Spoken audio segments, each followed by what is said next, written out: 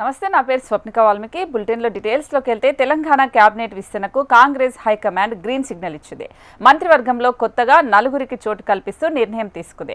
Cabinet కూర్పులో సామాజిక సమీకరణకు ప్రాధాన్యత ఇచ్చింది. బీసీ, ఎస్సీ, ఎస్టీ, ఓసీ నుంచి ఒక్కొక్కరికి అవకాశం కల్పించేందుకు రంగం సిద్ధం చేసింది. రంగారెడ్డి జిల్లా నుంచి స్పీకర్ గడ్డం ప్రసాద్కు మంత్రి పదవి దక్కే అవకాశం ఉంది. ఇక స్పీకర్గా గడ్డం వివేక్కు అవకాశం కల్పించే ఛాన్స్ ఉన్నట్టు తెలుస్తోంది. అలాగే ఎస్టీ కోటా నుంచి దేవరకొండ ఎమ్మెల్యే బాలునాయక్ కు అవకాశం కల్పించనుంది కాంగ్రెస్. బీసీ సామాజిక వర్గం నుంచి వాకిటి శ్రీహరి లేదా ఆది శ్రీనివాస్ కు ఛాన్స్ ఉంది.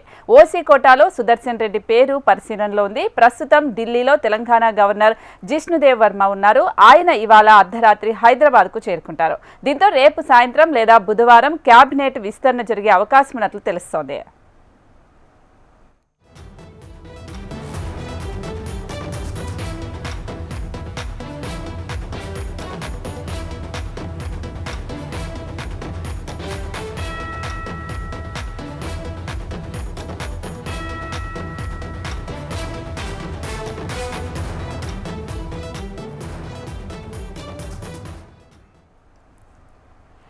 తెలంగాణ క్యాబినెట్ విస్తరణకు కాంగ్రెస్ హైకమాండ్ గ్రీన్ సిగ్నల్ ఇచ్చింది. మంత్రివర్గంలో కొత్తగా నలుగురికి చోటు కల్పిస్తూ నిర్ణయం తీసుకుంది.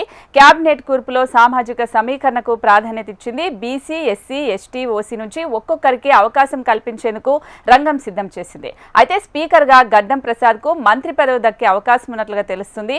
అలాగే దీనికి సంబంధించిన మరింత సమాచారం మా ప్రతినిధి ప్రేమ్ అడిగి మరింత సమాచారం తెలుసుకుందాం. ప్రేమ్, అంటే ఎస్టీ కోటాలో దేవరకొండ ఎమ్మెల్యే బాలునాయక్ పేరు ఎక్కువగా వినిపిస్తుంది. అలాగే స్పీకర్ గా కూడా కొంతమంది పేర్లు వినిపిస్తూ ఉన్నాయి కదా, దీనికి సంబంధించి అఫీషియల్ గా ఎలాంటి అప్డేట్ ఉంది?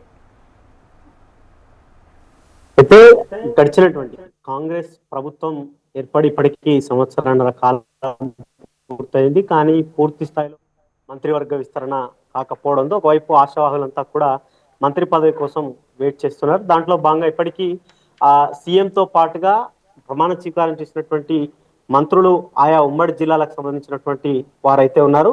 ముఖ్యంగా మంత్రివర్గంలో చోటు దక్కనటువంటి జిల్లాలను కనుక మనం చూసుకుంటే ఒకవైపు నిజామాబాద్, ఆదిలాబాద్, రంగారెడ్డి, జిహెచ్ఎంసి, ఇటు హైదరాబాద్, ఈ 4 ఉమ్మడి జిల్లాలకు కూడా మంత్రివర్గంలో చోటు కల్పించలేదు కాంగ్రెస్ ప్రభుత్వం. అయితే కాంగ్రెస్ అధికారంలో ఉన్నప్పటి నుంచి, కాంగ్రెస్ గతంలో ఉమ్మడి రాష్ట్రంలో కానీ మిగతా ఇటు టీడీపీ కానీ బీఆర్ఎస్ అధికారంలో ఉన్నప్పుడు జిహెచ్ఎంసి పరిధిలో ప్రతి కంపల్సరీ ఒకరికి అవకాశం కల్పించారు మంత్రివర్గంలో. అయితే కాంగ్రెస్ ప్రభుత్వం ఏర్పడిన తర్వాత మంత్రివర్గంలో వారికి అవకాశం దక్కలేదని చెప్పి పెద్ద ఎత్తున నిరసన అయితే వ్యక్తం చేస్తారు. బాహాటంగా కొంతమంది ఎమ్మెల్యేలు అయితే ఈసారి అవకాశం కల్పించలేదు మా కాంగ్రెస్ ప్రభుత్వం, ఒకవేళ మా కమ్యూనిటీ బేస్ లో కనుక అడ్డొస్తే మిగతా వాళ్ళకు మేము రాజీనామా చేసి వేరే వాళ్ళని గెలిపిస్తామని చెప్పేసి కూడా వారు చేసినటువంటి ప్రకటనలు కూడా చాలా ప్రకటనలు చూసాం. మరొక వైపు సామాజిక వర్గాల వారీగా కనుక చూసుకుంటే రాష్ట్రంలో ఉన్నటువంటి మెజార్టీ కులాలైనటువంటి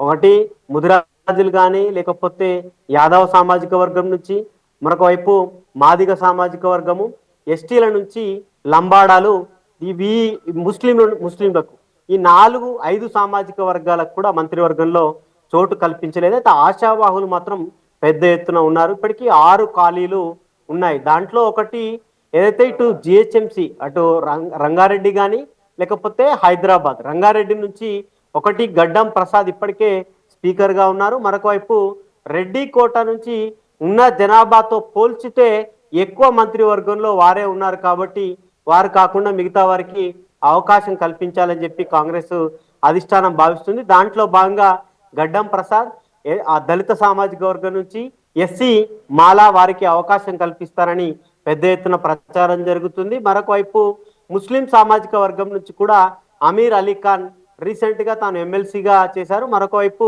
విద్యా సంస్థలు, స్వచ్ఛంద సేవా తీసుకుంటూ కూడా వారు హైదరాబాద్ పరిధిలో మరొకటి ముస్లిం సామాజిక వర్గంలో కూడా కొంత పేరుంది. ఇక ఎస్టీ సామాజిక వర్గం నుంచి కాంగ్రెస్ ప్రభుత్వం అధికారంలో రావడంలో ఎస్టీలు కీలక పాత్ర పోషించాలని చెప్పుకోవాలి. ఎందుకోసం అంటే ఆదివాసీ ఎస్టీలో గోదావరి నది పరివాహక ప్రాంతాల్లో మెజార్టీ స్థానాలన్నీ కూడా కాంగ్రెస్ పార్టీ కైవసం చేసుకుంది. దాంట్లో ఆదివాసీల పాత్ర, ఎస్టీల పాత్ర కీలకంగా ఉంది. ఒకటి ఆదివాసీ నుంచి మంత్రివర్గంలో ఇప్పటికే సీతక్క ఉన్నారు. కానీ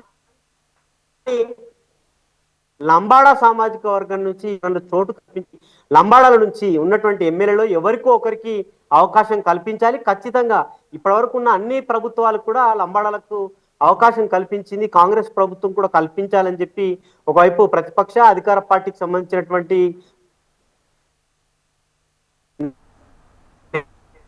నేతలంతా కూడా కోరుతున్నారు. ఇక్కడ వర్గం నుంచి కూడా రాష్ట్రంలో ఉన్నటువంటి మెజారిటీ కులాల్లో ఒకటైనటువంటి మాదిగ సామాజిక వర్గం నుంచి ఉన్న 6 ఎమ్మెల్యేలకు కూడా ఎవరికో ఒకరికి అవకాశం కల్పించాలని చెప్పేసి కూడా వారు కూడా కోరడం జరుగుతుంది. ఇక చూడాలి మరి మాదిగ సామాజిక వర్గం నుంచి ఎవరికి అవకాశం కల్పిస్తారో కొంత వేచి చూడాల్సినటువంటి అవసరం అయితే ఉంది. మరొక వైపు ఇక ఈ రెండిటితో పాటుగా బీసీలు ఒకటి కులగణన, దాంతో పాటుగా జనాభా లెక్కల ప్రకారం జనాభా దమాషా ప్రకారం ఎవరికి ఎంత ఉంటే అంత వాటా అనేది ఇప్పటికీ రాహుల్ గాంధీ దేశవ్యాప్తంగా ప్రచారం చెప్పారు. దాంట్లో భాగంగా రాష్ట్ర ప్రభుత్వం ఒక అడుగు ముందుకు వేసి బీసీ కులగలనేటువంటి అంశాన్ని కూడా తీసుకొచ్చింది. అయితే ఈ మంత్రివర్గంలో కనుక ఒకవేళ బీసీలకు మెజారిటీ మంత్రి స్థానాల్లో అవకాశం కల్పించకపోతే రాహుల్ గాంధీ చెప్పినటువంటి మాటలు నీటి మూటలే అవుతాయని చెప్పి భావించినటువంటి అధిష్టానం కూడా ఇప్పుడు జరిగేటువంటి ఒకవేళ రేపు లేదా ఎల్లుండి కనుక మంత్రివర్గ విస్తరణ జరిగితే దాంట్లో 4 లేదా 3 అనుకుంటే కనుక దాంట్లో మెజారిటీ స్థానాలు బీసీలకు కల్పించాలని చెప్పేసి కూడా అధిష్టానం చూస్తున్నట్టుగా కొంత సమాచారం అయితే అందుతుంది. ఇక ఇట్లా మొత్తం సామాజిక సమీకరణ అన్నిటికి కూడా బేరీజ్ వేసుకొని ఒకటి ముదిరా సామాజిక వర్గం నుంచి కూడా మరొక వైపు వాకటి శ్రీహరి ఉన్నారు, మరొక వైపు విజయశాంతి కూడా బీసీ కోటా నుంచి అవకాశం వస్తుందని చెప్పి వారు భావిస్తున్నారు. మరొక వైపు రెడ్డి సామాజిక వర్గం నుంచి రాజగోపాల్ రెడ్డి కూడా ప్రయత్నం చేస్తున్నారు. ఆదిలాబాద్ నుంచి ప్రేమ్ సాగర్ రావుతో పాటు గడ్డం వివేక్ వెంకటస్వామి పేరు కూడా వినిపిస్తుంది. ఇట్లా 3 లేదా 4 జరిగేటువంటి మంత్రివర్గ విస్తరణలో ఈ కులాల నుంచి అయితే పెద్ద ఎత్తున ఎక్స్పెక్టేషన్స్ పెట్టుకున్నారు. చూడాలి మరి ఉంటే ఎవరి పేర్లు ఉంటాయని అయితే కొంత ఆసక్తిగా ఎదురు చూస్తున్నటువంటి పరిస్థితులు అయితే కనిపిస్తున్నాయి. ఎస్, అంటే ప్రేమ్ మీరు చెప్పిన విధంగా చూస్తే క్యాబినెట్ కూర్పులో మనకు విజయశాంతి పేరు కావచ్చు లేదా బీసీలకు సంబంధించి పెద్దపీట వేస్తున్నారనే విధంగా అయితే ఇప్పుడు వచ్చిన సమాచారం ప్రకారం అయితే లేదు. మీరు చెప్పిన విధంగా బీసీ కులగణన ప్రకారం బీసీలకు పెద్దపీట వేయాలి. ఒకవేళ అలా జరగకపోతే ఎలాంటి పరిణామాలు ఉంటాయి? అంటే ఒకటి ఇప్పుడు వచ్చేటన్ని కూడా ఊహాగానాలు. ఎందుకంటే కాంగ్రెస్ పార్టీ అనేది ఒక మహాసముద్రం. అప్పటికప్పుడు పేర్లు ఇచ్చి మార్చినటువంటి పరిస్థితులు చూసాం. లేకపోతే ఎన్నికల్లో వచ్చినటువంటి పేర్లు ఆ క్షణం వరకు ఎవరి పేరు ఉంటుందో కూడా చెప్పలేము. ఎందుకంటే ఎవరు పెద్ద ఎత్తున లాబింగ్ చేసినా లేకపోతే సామాజిక సమీకరణాలు ఇవన్నీ కూడా కాంగ్రెస్ పార్టీ బేరీజ్ వేస్తుంది. అందులో అధిష్టానం కూడా ఎవరి ప్రయత్నాలు వారు చేస్తూ ఉంటారు. రాష్ట్రానికి సంబంధించినటువంటి నేతలు వారికి ఇన్ని రోజులు సపోర్ట్ గా ఉన్న వారికి ఇప్పించుకోవాలి చేసేటువంటి ప్రయత్నం కానీ లేకపోతే అధిష్టానానికి రాహుల్ గాంధీకి లేకపోతే ప్రియాంక గాంధీ, సోనియా గాంధీకి ఎవరైతే నమ్మకంగా ఉండి కాంగ్రెస్ పార్టీ కోసం మొదటి నుంచి పనిచేసినటువంటి వ్యక్తులు ఎవరైతే ఉంటారో వారికి అవకాశం కల్పించాలని చెప్పేసి కూడా అధిష్టానం భావిస్తూ ఉంటుంది మీరన్నట్టుగా. ఎందుకంటే ఈ విధంగానే ఆలోచన చేస్తుంది. ఎందుకంటే పిసిసి చీఫ్ గా కూడా బీసీకే అవకాశం ఇచ్చింది కాంగ్రెస్ పార్టీ. ఒకవైపు రెడ్డి సామాజిక వర్గం నుంచి రేవంత్ రెడ్డి సీఎం గా ఉంటే బీసీ నుంచి పిసిసి చీఫ్ గా ఉన్నారు. కాబట్టి పెద్ద ఎత్తున కాంగ్రెస్ పార్టీ తీసుకున్నటువంటి నిర్ణయాలు ఒకవేళ 3 మంత్రివర్గంలో ఖాళీలు భర్తీ చేసినా లేకపోతే 4 చేసినా అందులో 2 ఖచ్చితంగా ఉంటాయని చెప్పేసి కూడా గాంధీ భవన్ వర్గాలు ఆశిస్తున్నాయి. మెజార్టీ బీసీ ఎమ్మెల్యేలు కూడా ఆశిస్తున్నటువంటి పరిస్థితి అయితే కనబడుతుంది.